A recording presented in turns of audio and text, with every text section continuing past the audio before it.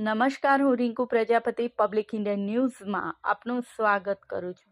શરૂઆત કરીએ આજના સમાચારની. ખંભાતના હત્યાના ગુનામાં ફરાર 2 આરોપી ઝડપાયા. ખંભાત સિટી પોલીસ મથકે નોંધાયેલ હત્યાને રાયોટિંગના ગુનામાં 2 વર્ષથી ફરાર 2 શખ્સોને આણંદ એસઓજીએ શુક્રવારે ઝડપી પાડી સિટી પોલીસને સોંપ્યા હતા.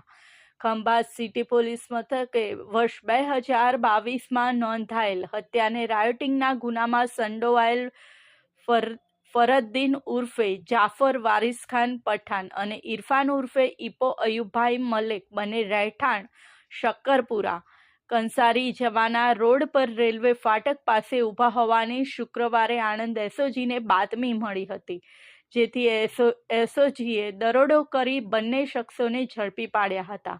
બંનેની અટકાયત કરી ખંભાત સિટી પોલીસ મથકે સોંપતા પોલીસે કાયદેસરની કાર્યવાહી હાથ ધરી છે. આ સાથે આજના સમાચારને અહીં સમાપ્ત કરીએ છીએ.